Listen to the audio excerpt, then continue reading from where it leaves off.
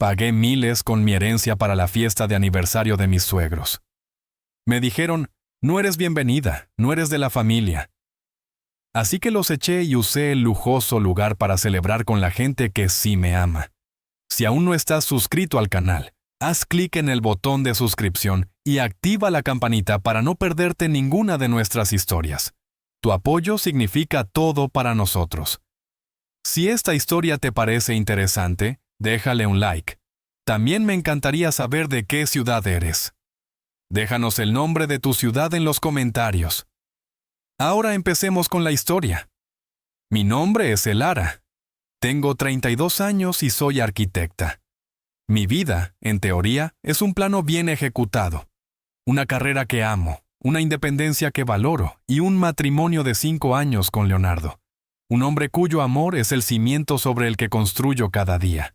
Pero toda estructura tiene un punto débil, una falla geológica que amenaza con crear fisuras. En mi caso, esa falla tiene nombre y apellido: la familia de mi esposo. Desde el día en que Leo me presentó a sus padres, Marta y Arturo, sentí una corriente de aire frío en una habitación que debería haber sido cálida. No era hostilidad abierta. No al principio era algo más sutil y, por lo tanto, más difícil de combatir. Eran sonrisas que no llegaban a los ojos, cumplidos que sonaban a preguntas, un interés superficial que apenas ocultaba un juicio constante. Mi suegra, Marta, es la matriarca en todo el sentido de la palabra, una mujer de postura impecable, voz controlada y una habilidad especial para hacerte sentir 2 centímetros más pequeña con solo una mirada. Arturo, mi suegro, es su sombra, un hombre amable, pero de voluntad ausente, cuyo silencio siempre ha sido el eco de la aprobación de su esposa. Luego estaban los hermanos de Leo, Valeria y Mateo, réplicas de sus padres, en distintos grados de intensidad. Leo, mi maravilloso Leo, siempre lo ha sabido. Lo veía en la forma en que su mano buscaba la mía cada vez que entrábamos en su casa familiar. En la tensión de su mandíbula durante las cenas dominicales, él era mi escudo. Pero yo no quería vivir detrás de un escudo. Quería derribar el muro. Anhelaba la clase de relación familiar que veía en las películas, esa que secretamente envidiaba en mis amigas. Y entonces se me ocurrió la idea, una idea tan grande, tan innegable, que pensé que podría actuar como un ariete contra las puertas de sus corazones. Se acercaba el triezo aniversario de bodas de mis suegros. Un hito, la oportunidad perfecta para un gesto monumental. Organizaría una fiesta sorpresa espectacular. No era una decisión impulsiva. Como arquitecta, mi mente funciona en planos y fases. Abrí un nuevo archivo en mi computadora. Lo nombré Proyecto Aniversario. Creé carpetas, lugar, banquete, invitados, decoración. Esto no era solo una fiesta, era un proyecto y estaba decidida a que la ejecución fuera impecable. Quería demostrarles que yo no era una penediza, sino alguien capaz, detallista y, sobre todo, generosa. Para el lugar elegí la Hacienda La Escondida, una joya colonial en las afueras de la ciudad, con la que Marta había soñado en voz alta en más de una ocasión.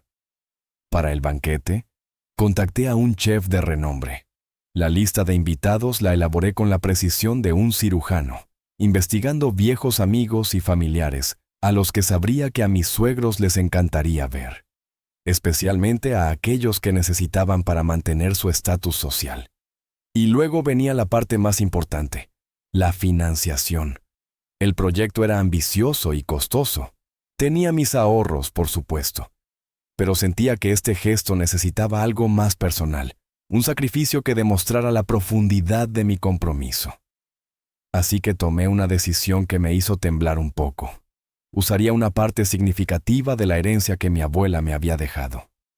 Mi abuela, mi persona favorita en el mundo, la que me enseñó que el amor se demuestra con hechos, no solo con palabras. Me pareció poético usar el legado de mi familia para construir un puente hacia la familia de mi esposo. Es una inversión, Elara, me dije a mí misma una noche mientras transfería los fondos. Una inversión en nuestra felicidad en el futuro de Leo. Cuando finalmente le conté a Leo los detalles, su reacción fue una mezcla de asombro y preocupación. «Mi amor, esto es increíble», dijo recorriendo con la mirada los planos y presupuestos que había impreso. ¿Pero qué? «Component placement», pregunté, mi entusiasmo vacilando. Él suspiró pasándose una mano por el cabello. «Elara, mi madre no es solo difícil. Ella ve todo como una lucha de poder. Cada gesto, cada regalo lo mide en una balanza de control. Por favor, no le des más armas para usarlas en tu contra». Su advertencia flotó en el aire, pesada y ominosa. Pero yo, en mi optimismo calculado, la aparté. Estaba demasiado metida en mi proyecto, demasiado convencida de mi plano. Creía que la magnitud de mi gesto desarmaría cualquier intento de manipulación. Creía que el amor y la generosidad, aplicados con la suficiente fuerza, podían demoler cualquier muro. Qué equivocada estaba. Estaba diseñando un palacio sobre una falla sísmica y el terremoto estaba a punto de comenzar. La fase de ejecución del proyecto aniversario avanzaba a buen ritmo. Las confirmaciones llegaban, el menú estaba cerrado y las flores seleccionadas. Pero a medida que la estructura de la fiesta se solidificaba, las grietas en la fachada familiar comenzaban a hacerse más evidentes. Decidí que intentar involucrar a mis cuñados, Valeria y Mateo, era un paso necesario en mi plan de integración familiar. Llamé a Valeria, la hermana mayor de Leo, con un entusiasmo que esperaba fuera contagioso. «Valeria, ¿cómo estás? Oye, te llamo porque estoy organizando algo muy especial para el aniversario de tus papás, y me encantaría que me dieras tu opinión sobre la música», dije con mi mejor tono colaborativo. Hubo una pausa en la línea, seguida de una risa corta y seca. «Ay, Elara, qué aplicada. No te molestes, de verdad, lo que elijas estará bien». Su tono era dulce, pero había un subtexto afilado, como un trozo de vidrio envuelto en seda. «Aunque un consejo», añadió casualmente, «cuidado con gastar tanto en esta familia, las deudas se cobran caro». La frase me dejó helada. ¿Se refería al dinero o a algo más? La colgué sintiendo un nudo en el estómago. Con Mateo, el hermano menor, la conversación fue aún más desalentadora. Apenas me dejó terminar la frase antes de interrumpir. «Suena genial, Elara. Yo ando a 1000, ya sabes. Mientras haya barra libre, por mí perfecto», dijo con una despreocupación que rayaba en el insulto. Su única preocupación era el alcohol gratis, la ayuda, el interés, el sentimiento. Todo eso era para otros. La siguiente señal de alarma llegó de una fuente inesperada. Isabela, la prima de Leo. Era la única de la familia que siempre había sido genuinamente amable conmigo. La llamé para invitarla formalmente. «Elara, qué detalle tan increíble», exclamó. Y por primera vez sentí una calidez sincera. Pero su tono cambió rápidamente. «Escucha, quiero contarte algo. No para asustarte, sino para que te cuides. Hace unos años, cuando murió el abuelo, hubo un pequeño lío con un reloj antiguo que me correspondía. No era por el valor, era sentimental. Tu tía Marta montó un escándalo diciendo que yo no merecía un tesoro familiar porque mi madre se había casado por debajo de su nivel. Logró que el reloj se quedara en su caja fuerte. Nunca lo olvidó y nunca me lo perdonó. Ella no juega limpio. Elara, por favor, ten mucho cuidado». La historia de Isabela fue como una piedra en mi zapato durante días. La anécdota del reloj no era sobre un objeto, era sobre linaje, control y un desprecio arraigado hacia cualquiera que ella considerara inferior.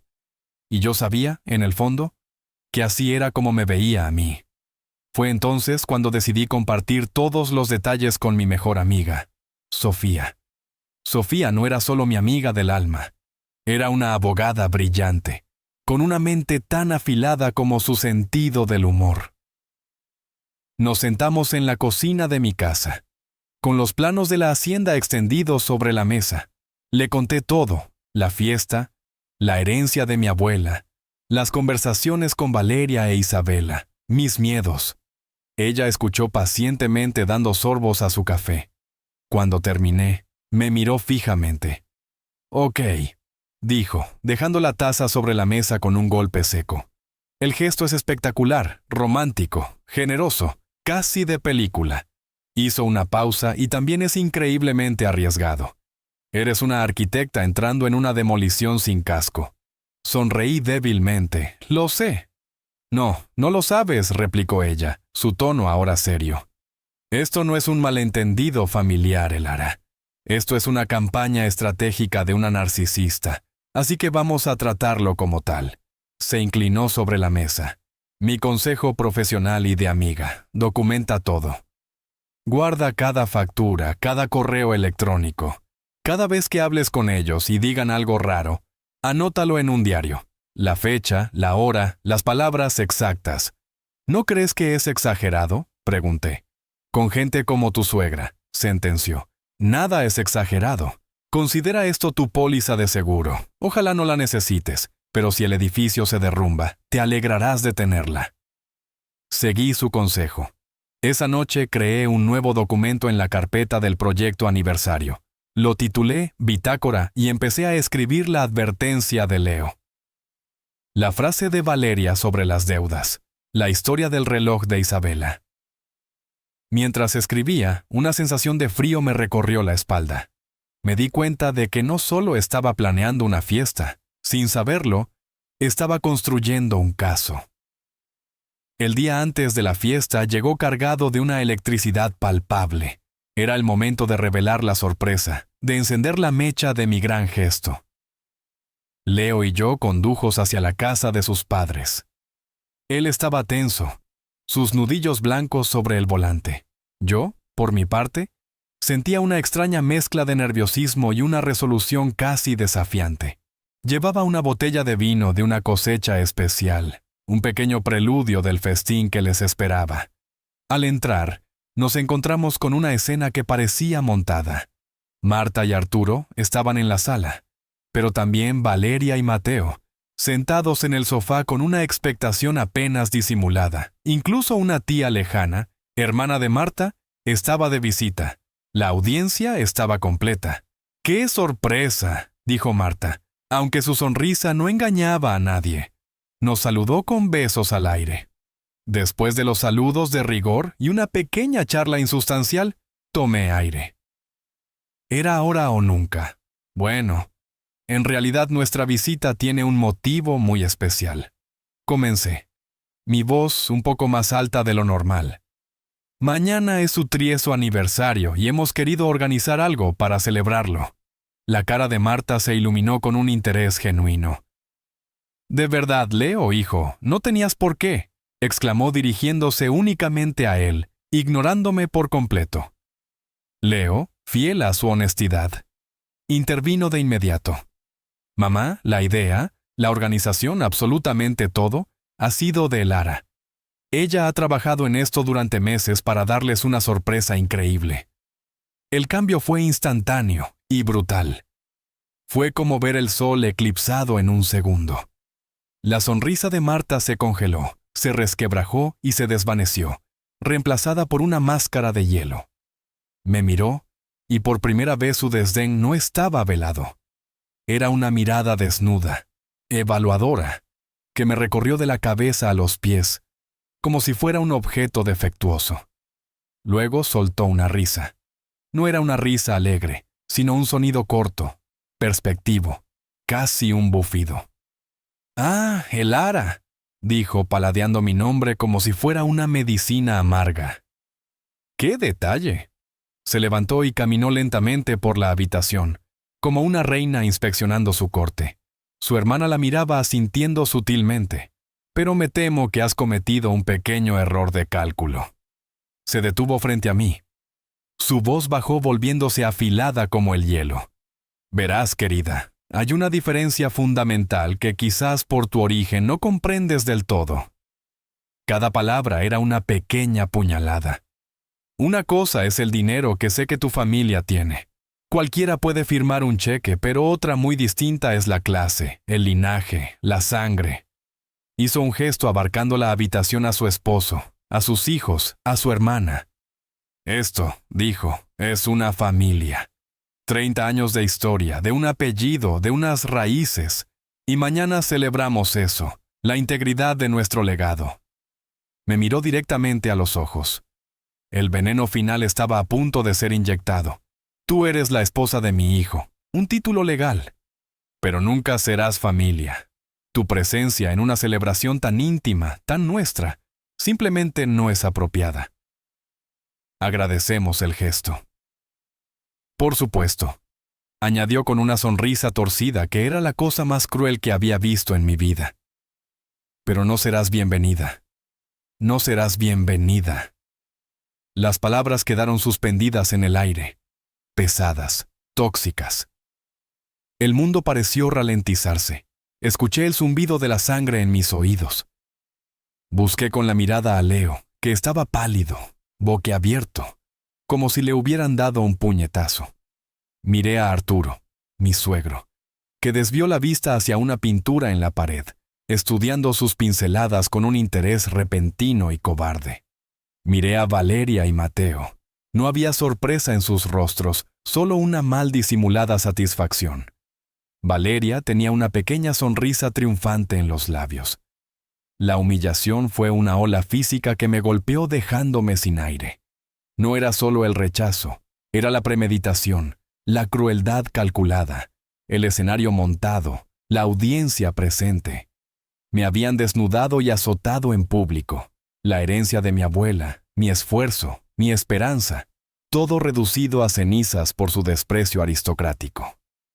Sentí que las lágrimas picaban en mis ojos, pero me negué a darles esa satisfacción. Tragué saliva, enderecé la espalda y levanté la barbilla. Mi mente, que durante un segundo se había quedado en blanco, comenzó a funcionar de nuevo, fría y clara. Recordé las palabras de Sofía, la bitácora, la póliza de seguro. Recordé la advertencia de Leo. Tenían razón. Esto no era una familia, esto era un campo de batalla. Y acababan de declarar la guerra. El silencio en la sala era denso, expectante. Esperaban mis lágrimas, mi súplica, mi derrota. Pero lo que encontraron fue algo completamente diferente. La arquitecta en mí tomó el control. La parte de mi cerebro que ve un edificio en ruinas no como un final, sino como una oportunidad para construir algo nuevo desde los cimientos. Respiré hondo una sola vez y una calma gélida se apoderó de mí. Miré directamente a Marta, ignorando a los demás. «Entendido, Marta», dije, y mi voz sonó sorprendentemente firme, sin un atisbo de temblor. «Gracias por la aclaración, es muy útil». Me volví hacia Leo, que seguía paralizado. Puse una mano en su brazo, un gesto que era tanto para estabilizarlo a él como a mí misma. Entonces continué, mi voz proyectándose en la sala con una claridad deliberada. Si no soy familia, supongo que el dinero de mi familia, la herencia de mi abuela, tampoco tiene por qué serlo. La sonrisa de Valeria vaciló. La expresión de Marta se endureció. La fiesta de mañana, la que he planeado y pagado en su totalidad, anuncié, queda cancelada. Para ustedes, claro está. Hice una pausa dejando que las palabras calaran. He contratado seguridad privada para la hacienda. Tienen una lista de invitados muy específica. Si alguno de ustedes intenta aparecer, se le negará cortésmente el acceso. Que tengan un feliz aniversario. Sin esperar respuesta me di la vuelta. Leo, vámonos, dije en voz baja, pero firme. Como si saliera de un trance, Leo reaccionó. Agarró mi mano con fuerza y me siguió hacia la puerta. Detrás de nosotros, el silencio se rompió. Insolente, malagradecida, gritó Marta, su voz perdiendo por fin el control y volviéndose estridente. Después de todo lo que hemos hecho por ti, no me volví. Abrí la puerta y salí al aire fresco de la noche, que se sintió como el primer aliento después de haber estado a punto de ahogarme. El viaje en coche de vuelta a casa fue silencioso durante los primeros 10 minutos. Leo conducía, sus manos apretando el volante con tanta fuerza que pensé que podría romperlo.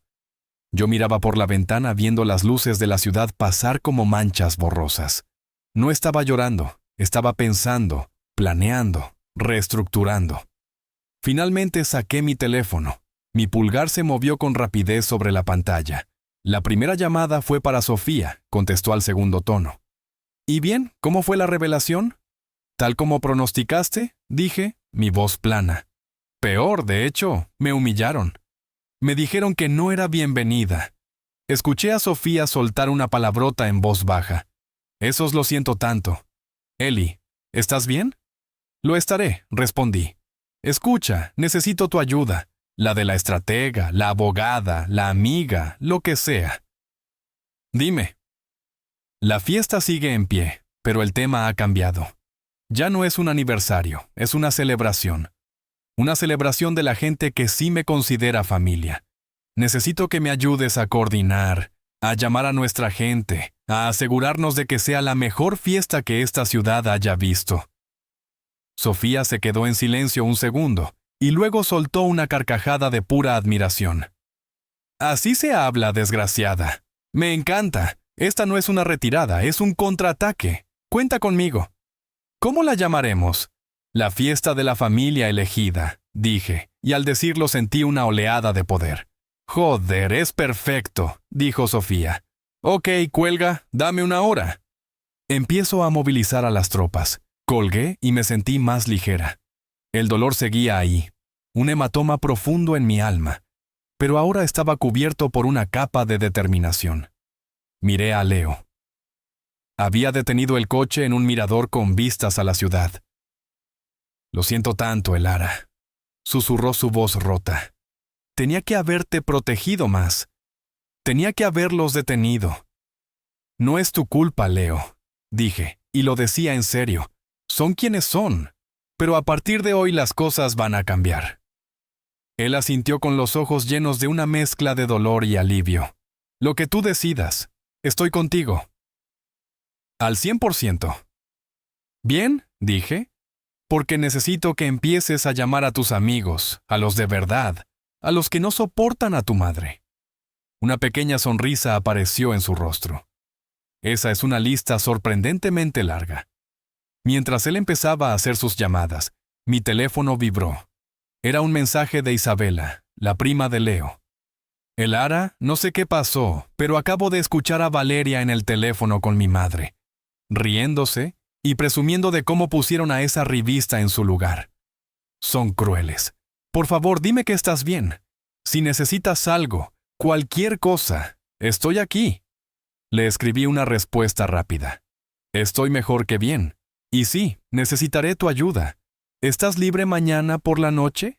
Su respuesta fue inmediata para lo que sea. Estaré allí. Con cada llamada, con cada mensaje, sentía como los cimientos de mi nueva estructura se fortalecían. Estaba demoliendo el viejo y decrépito edificio de sus expectativas, y en su lugar estaba diseñando algo nuevo, algo mío, un monumento a la dignidad. La arquitecta de mi propia venganza estaba lista para empezar a construir. La mañana siguiente fue un torbellino de actividad controlada. Mientras Leo se encargaba de coordinar a sus amigos, yo estaba al teléfono con los proveedores. Mi voz era tranquila, mi tono profesional. No había ira, solo instrucciones precisas. Buenos días. Hablo de la hacienda La Escondida. Necesito hacer un cambio en la decoración del evento de esta noche. El gran letrero que dice, Feliz 30º aniversario, ya no será necesario. Por favor, retírenlo. En su lugar he enviado un nuevo diseño por correo electrónico. Es muy simple, solo quiero que diga celebrando a la familia elegida. Hubo una pausa. Sí, así es. La familia elegida, gracias. Llamé al chef. El menú es perfecto, pero me gustaría añadir una estación de postres extra. La favorita de mi abuela. Tarta de 3 leches. Quiero que sea abundante. Llamé al grupo de música. El repertorio está genial, pero por favor, eliminen los boleros lentos que seleccioné para mis suegros. Esta noche quiero energía. Quiero que la gente baile hasta que le duelan los pies. Cada llamada era un acto de recuperación, un ladrillo que quitaba de la estructura que habían intentado imponerme y que colocaba en la mía. Cuando la noche cayó y Leo y yo llegamos a la hacienda, me quedé sin aliento. El lugar estaba transformado. Las luces cálidas brillaban entre los árboles. La música vibrante flotaba en el aire, y presidiendo la entrada, el elegante letrero de madera oscura con letras doradas proclamaba: celebrando a la familia elegida. Poco a poco nuestros invitados empezaron a llegar. No eran los socios comerciales de mi suegro ni las amigas enlladas de mi suegra. Eran nuestros amigos de la universidad, mis colegas del estudio de arquitectura, los amigos de Leo con los que jugaba al fútbol los domingos, y por supuesto, Isabela y Sofía. La atmósfera era eléctrica, llena de abrazos genuinos, risas estruendosas y una sensación palpable de lealtad. Nadie preguntó demasiados detalles. Simplemente entendieron que estábamos allí para apoyarnos. Isabela me abrazó con fuerza. «Eres mi heroína, lo sabes. Lo que has hecho esta noche es legendario». Sofía llegó con una botella de tequila de primera. «Para la arquitecta en jefe de la mejor demolición y reconstrucción de la historia», dijo guiñándome un ojo. La fiesta fue una explosión de vida. La comida era exquisita, el tequila fluía y la pista de baile nunca estuvo vacía. Vi a Leo reír como no lo había visto en años, liberado del peso de la aprobación de su familia. Bailé con mis amigos, canté a gritos con Sofía y sentí una oleada de gratitud tan intensa que casi me hizo llorar. Este era mi tesoro, esta era mi gente, esta era mi verdadera familia. En un momento, el líder de la banda me pasó el micrófono. Unas palabras de nuestra anfitriona, la increíble Elara. Todas las miradas se volvieron hacia mí. Me subí al pequeño escenario con Leo a mi lado sosteniendo mi mano. «Buenas noches a todos», comencé, mi voz resonando en el patio iluminado. «Sé que muchos de ustedes vinieron aquí esta noche sin saber exactamente qué celebrábamos. Hubo algunas risas cómplices. Bueno, lo que celebramos es simple. Celebramos que a veces la familia no es algo con lo que naces. A veces es algo que construyes. Se construye con risas, con apoyo en los momentos difíciles, con lealtad y con respeto. Se construye con llamadas a medianoche, con abrazos que curan y con la certeza de que tienes a alguien que te cubrirá la espalda pase lo que pase. Cada uno de ustedes aquí esta noche es un pilar en la estructura de mi vida. Ustedes son mi familia elegida». Levanté mi copa. Así que brindemos por los cimientos sólidos, por los muros que protegen y por los techos que nos permiten soñar. Salud. Un estruendoso salud resonó en la hacienda. La noche continuó mágica e inolvidable. El fotógrafo que había contratado, un joven artista con un ojo increíble, no paró de disparar. Capturó la alegría, la amistad, la conexión. Cuando regresamos a casa, exhaustos pero felices, me senté frente a mi computadora. Seleccioné las 20 mejores fotos. Leo y yo riendo, Sofía y yo en un abrazo, el grupo entero bailando, el letrero iluminado. Creé un álbum en mis redes sociales y escribí una sola frase como pie de foto. A veces tienes que demoler las estructuras viejas para construir algo más hermoso y auténtico. Infinitamente agradecida por mi increíble almohadilla familia elegida. Una noche para la historia. Almohadilla Arquitectura del Alma. Le di a publicar y supe, con una certeza absoluta, que la réplica del terremoto de anoche estaba a punto de golpear. Pero esta vez yo estaba en un edificio diseñado para resistirlo. La bomba digital explotó a la mañana siguiente. Como era de esperar, mi teléfono comenzó a vibrar antes de que siquiera me hubiera tomado el primer sorbo de café. Era un aluvión de notificaciones, me gusta y comentarios de apoyo de mis amigos. Y luego el inevitable mensaje de odio. Provenía de Valeria. No era un solo mensaje, sino una serie de ráfagas venenosas. «Eres una víbora. ¿Cómo te atreves a humillarnos así? Todos se ríen de nosotros por tu culpa. Eres una arribista sin clase. Disfruta de tu fiestecita, pero esto no se va a quedar así. Vas a pagar por la humillación que le has hecho pasar a mi madre, zorra». Leí los mensajes con una calma que me sorprendió a mí misma. Hice capturas de pantalla de todo y se las envié a Sofía con una sola palabra: bitácora. Luego bloqueé el número de Valeria. No iba a permitir que su toxicidad se filtrara en la paz que tanto me había costado ganar. Pero el verdadero ataque, el calculado, vino después. El teléfono de casa sonó. Era Marta. Leo contestó y su rostro se transformó. Lo puso en altavoz para que yo pudiera escuchar. No había gritos. Era peor. Era la voz de una mártir temblorosa y llena de un dolor actuado. Leonardo, hijo, ¿qué te hemos hecho para merecer esto? Sollozo. Tu padre no ha dormido en toda la noche. Ver esas fotos, esa mujer burlándose de nosotros, celebrando sobre nuestra humillación, ha destrozado a esta familia. Te ha puesto en nuestra contra. Tienes que dejarla, hijo. Tienes que volver a casa. Era una obra maestra de la manipulación emocional. Pero algo en Leo finalmente se había roto. Se acabó, mamá, dijo su voz tranquila, pero cargada de una finalidad de acero. La única persona que ha destrozado algo aquí eres tú. Colgó el teléfono. Se sentó frente a mí en la mesa de la cocina. Parecía un hombre que había cargado un peso invisible durante años, y que finalmente había decidido soltarlo sin importar las consecuencias. El ara comenzó su voz apenas un susurro. Hay algo que nunca te he contado. Algo que te debo explicar para que entiendas la verdadera raíz de todo este odio. Y entonces me lo contó. La historia no era solo sobre orgullo o clasismo. Era sobre algo mucho más profundo y humillante. Una deuda. No una deuda metafórica, sino una real de dinero. Me transportó 10 años atrás en el tiempo. Leo tenía 25 años y acababa de empezar a trabajar en la empresa de construcción de su padre. El negocio, que había sido próspero, se vio afectado por una mala inversión y la crisis económica. Estaban al borde de la quiebra, a punto de perder la casa, el negocio, todo. La vergüenza los estaba consumiendo. Arturo, su padre, era un hombre destrozado. Fue entonces cuando ocurrió el milagro o la humillación, dependiendo del punto de vista.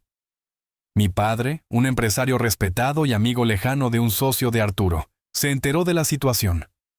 Un sábado por la mañana se presentó sin avisar en la destartalada oficina de mi suegro.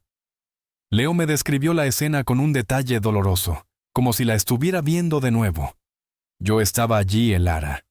Mi padre estaba sentado en su escritorio con la cabeza entre las manos. Tu padre entró no con aire de superioridad, sino con una seriedad respetuosa. Arturo le dijo: «Los amigos están para ayudarse en los momentos difíciles. Esto no es caridad, es un salvavidas. Devuélvemelo cuando puedas, sin intereses, sin prisas». Mi padre le entregó un cheque con una cantidad lo suficientemente grande como para salvar la empresa y la casa. Recuerdo la mano de mi padre temblando al tomarlo. Continuó Leo con la mirada perdida, y recuerdo la vergüenza en sus ojos, una vergüenza tan profunda que parecía que lo estaba ahogando. Esa noche me hizo hacerle una promesa. Me tomó por los hombros y me dijo: «Leonardo, esto es la mayor humillación de mi vida. Nadie puede saberlo nunca. Este secreto muere con nosotros. Júramelo». Leo me miró sus ojos suplicantes y yo se lo juré. El ara era un chico y mi padre estaba roto. ¿Qué otra cosa podía hacer? Durante años guardé ese secreto y cuando te conocí y me enamoré de ti, el secreto se convirtió en una tortura.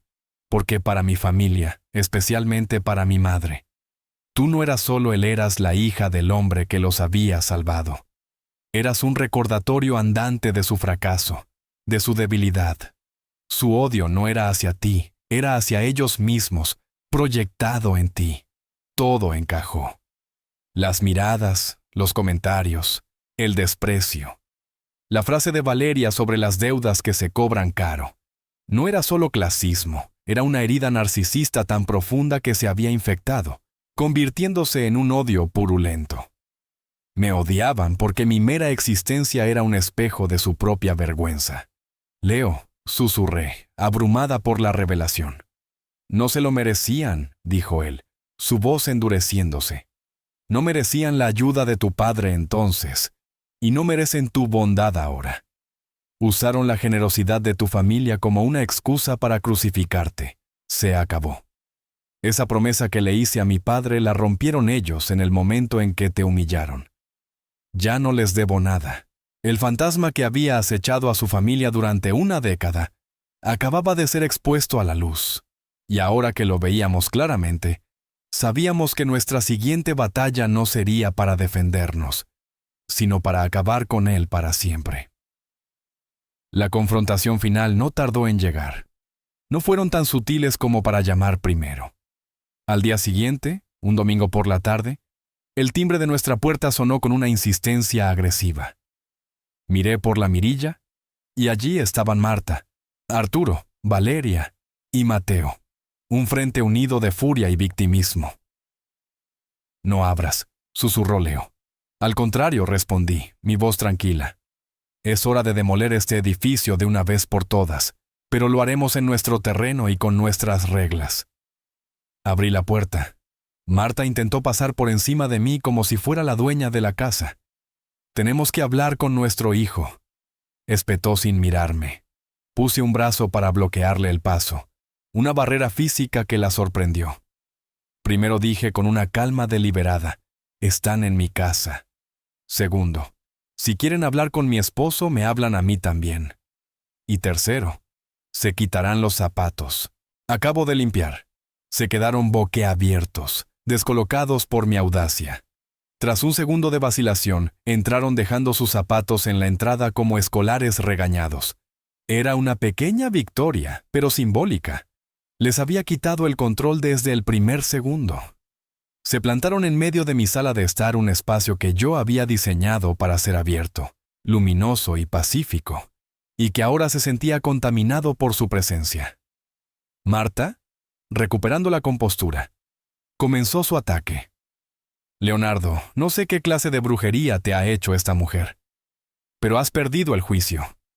Humillar a tu propia madre, exhibir a tu familia como un trofeo de caza». «Basta, Marta», la interrumpí. Mi voz no era alta, pero cortó su discurso como un bisturí. Ella me miró ofendida por la interrupción y por el uso de su nombre de pila. Dejemos de hablar de fiestas y fotos en redes sociales. Hablemos de cosas reales. Hablemos de deudas. Hablemos de gratitud. Hablemos del cheque que salvó su empresa hace 10 años. El efecto fue devastador. El color desapareció del rostro de Marta.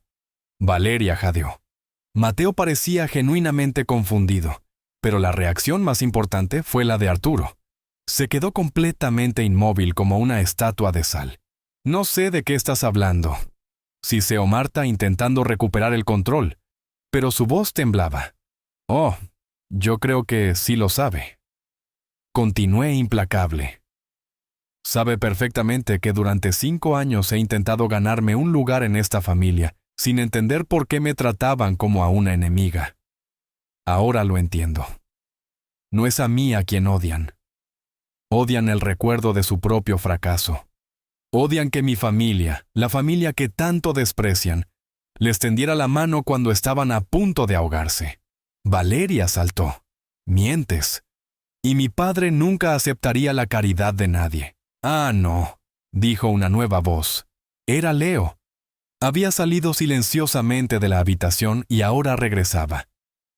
En sus manos llevaba una vieja caja de puros que yo nunca había visto antes. Se acercó a la mesa de centro, la que estaba entre nosotros y ellos, y la abrió. Con un cuidado casi ceremonial, sacó 2 documentos amarillentos por el tiempo. Uno era una copia al carbón de un cheque. El otro, una hoja de papel doblada. «Esto», dijo Leo, su voz resonando en el silencio mortal, «es la prueba de la caridad que mi padre nunca aceptaría». Deslizó la copia del cheque sobre la mesa. La cantidad era claramente visible, y esto continuó desdoblando la hoja de papel. «Es una carta de agradecimiento que mi padre le escribió al tuyo, el Ara. Una carta que nunca tuvo el valor de enviar».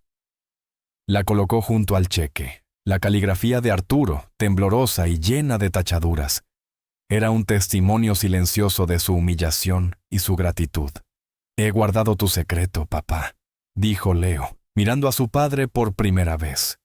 He cargado con tu vergüenza y he permitido que envenenara mi matrimonio. Rompí mi promesa de proteger a mi esposa para mantener la promesa que te hice a ti. Hoy eso se termina. Y entonces ocurrió. Arturo, el hombre silencioso, el hombre invisible, se derrumbó. Se dejó caer en un sillón cubriéndose la cara con las manos.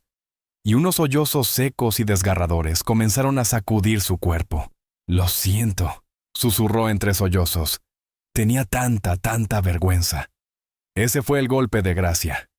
La confesión de Arturo demolió el último pilar de su fachada. Valeria y Mateo miraban a su padre con una mezcla de horror y compasión. Ya no eran un frente unido. Eran individuos rotos, enfrentados a una verdad que los había hecho pedazos. Marta se quedó de pie sola en medio de la sala. Su rostro era una máscara de furia y derrota. Miró a su esposo sollante, a sus hijos conmocionados, a Leo y a mí, de pie, juntos, inquebrantables. Por primera vez en su vida había perdido el control. Había perdido la guerra. «Les pido que se vayan», dijo Leo. Su voz ahora tranquila, la de un hombre que ha tomado una decisión final. Ahora, sin una palabra más, se dieron la vuelta y se fueron. El sonido de sus pasos fue reemplazado por los sollozos de un hombre roto y el profundo y sanador silencio de la verdad. Creímos ingenuamente que la demolición de sus mentiras en nuestra sala de estar sería el final. Pensamos que la humillación de la verdad sería suficiente para que se retiraran almeridas en privado, pero subestimamos la capacidad de una narcisista acorralada para convertir su propia vergüenza en un arma de destrucción masiva. Marta y Valeria no se retiraron, simplemente cambiaron de estrategia. Si no podían ganarnos en privado, intentarían destruirnos en público. Un par de semanas después, Sofía me llamó. Su voz era urgente. «Eli, tienes que ver esto. Ahora mismo te mando el enlace». Abrí el enlace en mi computadora. Era un blog local de chismes, uno de esos sitios de mala muerte, pero con miles de seguidores, conocido por sus titulares sensacionalistas. Y allí en la página principal estaba mi cara una foto que habían sacado de mi perfil profesional, junto a la de Leo.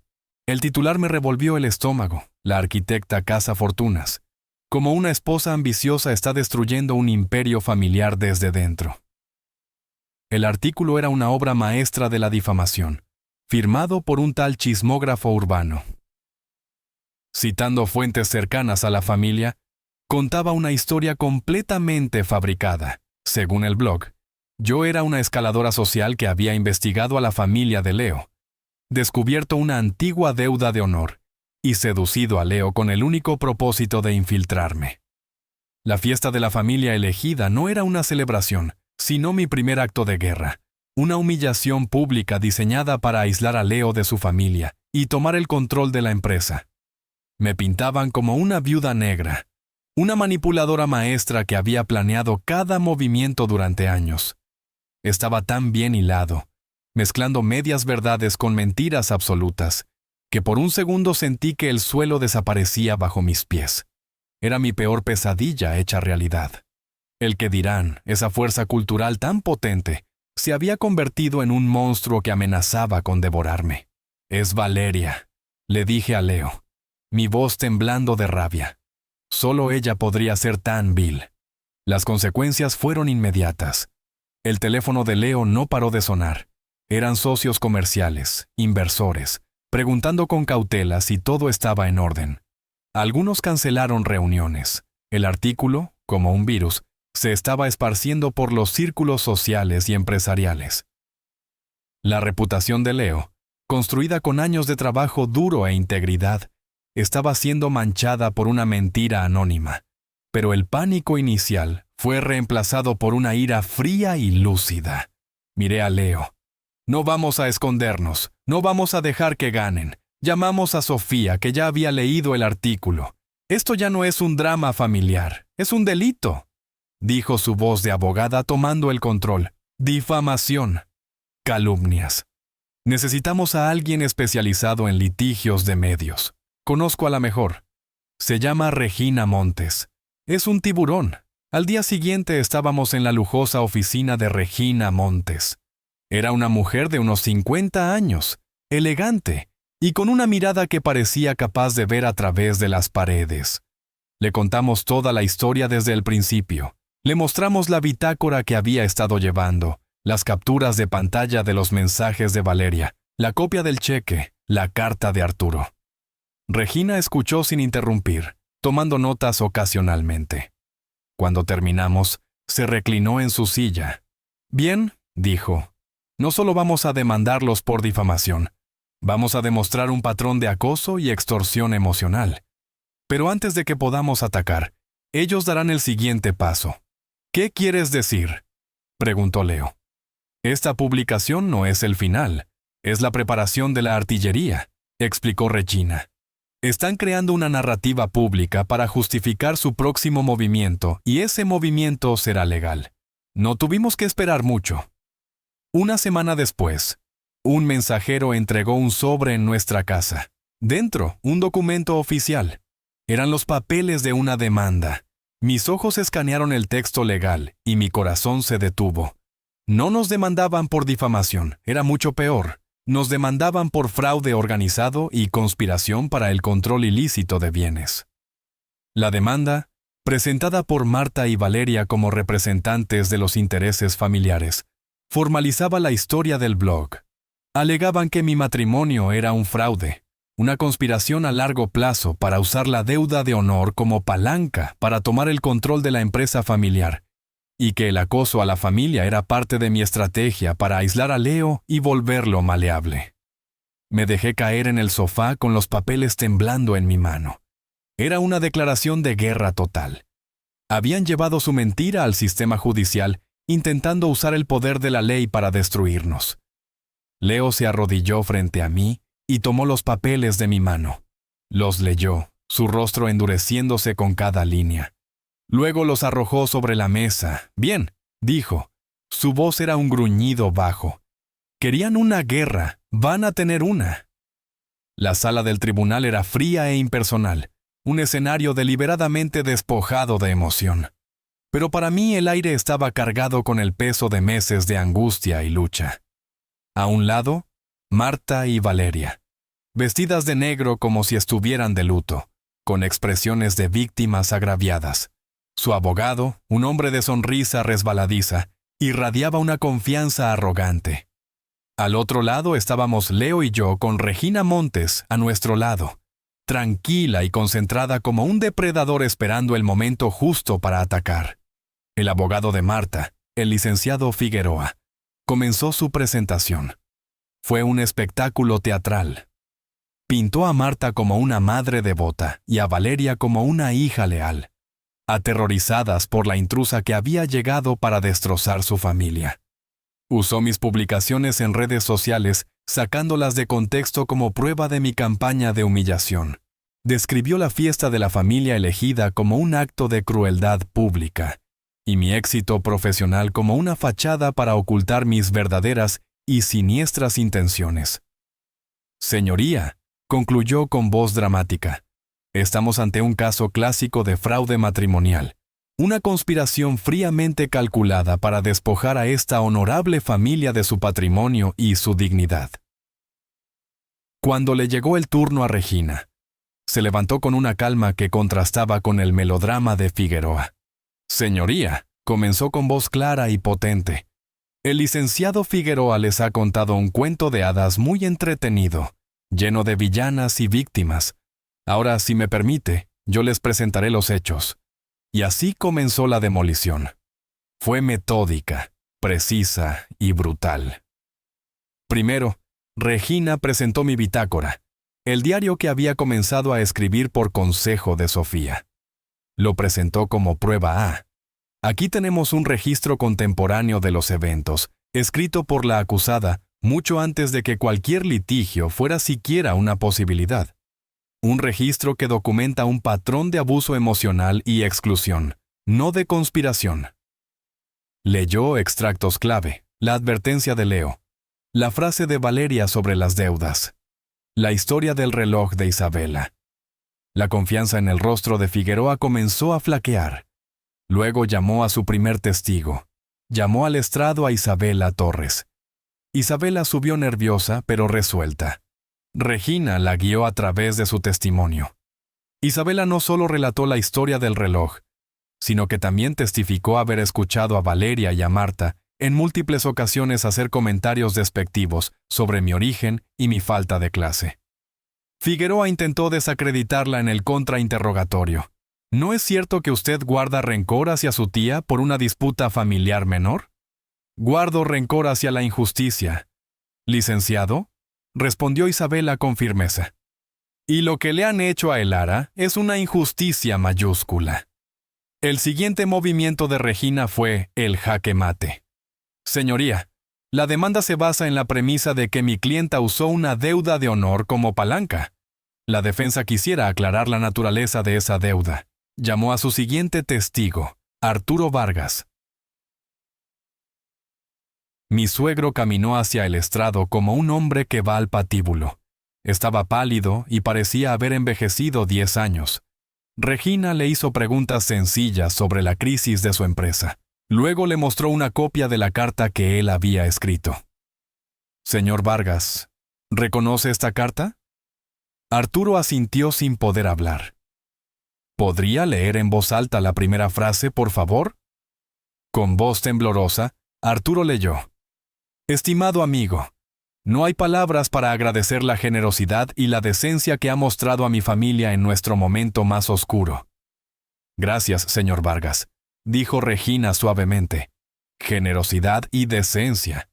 No suena como una transacción comercial que pueda usarse como palanca, ¿verdad? Figueroa saltó. La objeción está llevando al testigo. Retiro la pregunta, dijo Regina. No lo necesitaba. El punto estaba hecho. Finalmente, Regina abordó la cuestión de la difamación pública. La defensa tiene una última prueba, una declaración jurada del señor Carlos, chismógrafo Benítez. La sala murmuró. Regina explicó que enfrentado a una demanda por difamación por separado y a la evidencia de que su fuente le había mentido, el blogger había aceptado cooperar. En su declaración, continuó Regina, el señor Benítez confirma que su única fuente para el artículo fue la señora Valeria Vargas, quien le proporcionó la narrativa fabricada y una serie de fotografías familiares seleccionadas para apoyar su mentira. El martillo cayó. Figueroa se quedó sin palabras. Marta y Valeria me miraban con un odio puro, despojado de toda pretensión. Habían sido exhibidas no como víctimas, sino como las conspiradoras que realmente eran. El juez no tardó en emitir su veredicto. Desestimó la demanda de plano calificándola de frívola, maliciosa y un abuso del sistema judicial. Pero no se detuvo ahí. Ordenó a Marta y a Valeria pagarnos la totalidad de nuestros costos legales y daños punitivos por la difamación. Y lo más importante, remitió el caso a la Fiscalía para una posible investigación por perjurio y fraude procesal. La guerra había terminado y no solo habíamos ganado, habíamos triunfado con la única arma que ellos nunca tuvieron, la verdad. Salir del juzgado fue como emerger a un mundo con colores más brillantes y aire más limpio. La victoria no fue eufórica. No hubo gritos de triunfo. Fue algo más profundo. Una sensación de paz, de un peso inmenso que finalmente se levantaba de nuestros hombros. Habíamos sobrevivido a la tormenta, y al hacerlo habíamos descubierto que nuestros cimientos eran mucho más fuertes de lo que jamás habíamos imaginado. Las secuelas para la familia Vargas fueron rápidas y devastadoras. La noticia del veredicto, junto con la posible investigación penal, fue la comidilla de los círculos sociales que tanto les importaban. Las puertas que antes se abrían con una simple llamada, ahora estaban cerradas. Los amigos desaparecieron. Fueron condenados al ostracismo, la peor pesadilla de Marta. La multa y los costos legales los dejaron en una situación financiera precaria, obligando a Mateo y a Valeria, por primera vez en sus vidas, a buscar trabajos reales. La empresa de Arturo, ahora dirigida por un gerente externo que Leo insistió en contratar para asegurar su estabilidad, siguió adelante, pero sin el control de la familia. Su imperio se había desmoronado. Para Leo y para mí comenzó una nueva fase, la de la reconstrucción. Decidimos que necesitábamos un nuevo comienzo, un espacio que no estuviera manchado por los fantasmas del pasado. Vendimos la casa donde había ocurrido la confrontación final, y como arquitecta me di a mí misma el proyecto más importante de mi carrera: diseñar nuestro nuevo hogar. Fue un acto de terapia. Cada línea que dibujaba, cada material que elegía, era una declaración de intenciones. Diseñé una casa llena de luz con grandes ventanales que se abrían a un jardín frondoso. Espacios abiertos que invitaban a la conversación, no a los secretos. Una cocina enorme, porque sabía que se llenaría de risas de nuestra familia elegida. Era más que una casa, era nuestro manifiesto, un santuario construido sobre cimientos de amor, respeto y verdad. Un año después nos mudamos. La casa era todo lo que habíamos soñado y más. La llenamos con nuestros amigos, con cenas improvisadas, con música y con la tranquila comodidad de saber que estábamos a salvo.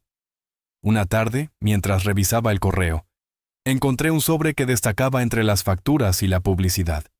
No tenía remitente, solo nuestro nombre escrito en una caligrafía temblorosa que reconocía al instante. Era de Arturo. Lo abrí con cuidado. Dentro una sola hoja de papel. Leo, comenzaba la carta, sé que no merezco nada, ni tu tiempo ni tu perdón. He pasado este último año viviendo en el silencio que mi cobardía construyó. Pero antes de que sea demasiado tarde, me gustaría pedirte algo. No como el hombre que falló como padre, sino simplemente como un hombre viejo que le habla a otro. Me gustaría tener la oportunidad de explicarte solo a ti como un hombre puede pasarse la vida entera teniendo miedo, y como ese miedo puede destruir todo lo que ama. No pido que me entiendas, no pido que me perdones, solo pido una hora de tu tiempo para que quizás algún día tú no cometas mis mismos errores. Leí la carta 2 veces. El nudo de ira que solía sentir al pensar en él ya no estaba. En su lugar había una extraña sensación de distancia, como ver un edificio en ruinas desde muy lejos. Puedes apreciar la tragedia de su colapso, pero ya no sientes el peligro. Esa noche le di la carta a Leo. Él la leyó en silencio, su rostro impasible. Cuando terminó, la dobló cuidadosamente y la dejó sobre la mesa. Miró por el gran ventanal de nuestra sala hacia el jardín que yo había diseñado, donde las luces comenzaban a encenderse al atardecer. Esperé a que dijera algo, a que me preguntara qué pensaba que debía hacer, pero no lo hizo. Me acerqué y me paré a su lado, siguiendo su mirada hacia el jardín. Es tu decisión, Leo, le dije en voz baja, poniendo mi mano sobre la suya. Solo quiero que sepas una cosa. Él me miró. ¿Esta casa? Dije, haciendo un gesto hacia todo lo que nos rodeaba. La diseñé para que fuera fuerte. Sus cimientos son profundos, sus muros son sólidos. Es un lugar seguro.